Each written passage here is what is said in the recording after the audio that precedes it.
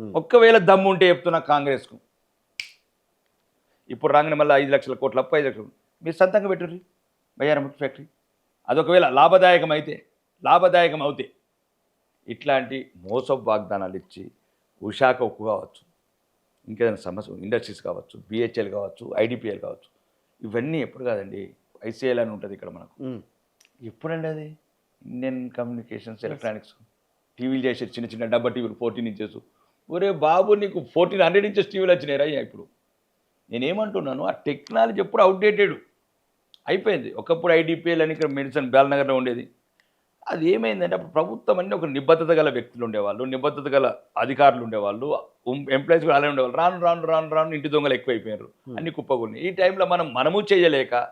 private వాడికి ఇవ్వలేక మరి ప్రజల్ని ఏం చేద్దాం చంపేద్దామా ఇప్పుడు వాళ్ళది కూడా తప్పనంటే తప్పని మీరు చేసేది కరెక్ట్ అని ఎట్లా మీరు ఒప్పుకుంటారు నేను అనేది ఏంటంటే ప్రైవేట్ పేరెంట్ గురించి మాట్లాడాను వాళ్ళు ఏదైతే వైట్ ఎలిఫెంట్స్ తయారు చేసి అప్పుడు కానీ ప్రైవేటైజేషన్ ఇవాళ ఎందుకు అవుతుంది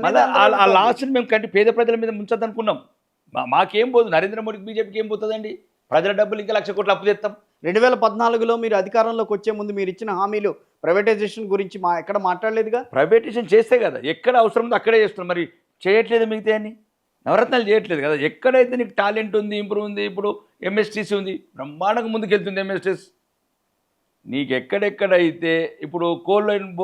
ఉంది అక్కడే ప్రైవేట్ చేయట్లేదే సింగరేణి కూడా ప్రైవేటైజ్ చేద్దామని మాట్లాడుకున్నారు కదా ఇప్పుడు రాజకీయ ఆరోపణలు వేరండి ఇప్పుడు ఎంతవరకు జవాబుదారితం పెరగాల ఇప్పుడు ఒక ఎల్ఐసిలో కూడా లిమిటెడ్ షేర్స్ వరకే అది ఎందుకంటే కొద్దిగా ఇంటలెక్చువల్స్ ప్రపంచాన్ని వడబోసిన వాళ్ళు ఎవ్రీడే అప్డేట్ అయిన వాళ్ళు కొందరు వస్తే ఆ సంస్థను తీర్చిదిద్దుతారు ఇప్పుడు 2G అనుకున్నాం ఫర్ ఎగ్జాంపుల్ అది 2G Congress party Nokia phone చూస్తున్నాం ఇప్పుడు ఈ మధ్యన నోకియా ఫోన్ కనబడ్డదా లేదు ఇక్కడ ఈ మధ్య ఎరిక్సన్ కనబడ్డదా లేవు డైనరో టీవీలు కనబడ్డాయా లేవు అవి అయిపోయినాయి ఇది దేశం కూడా అదే నరేంద్ర మోడీ కూడా అదే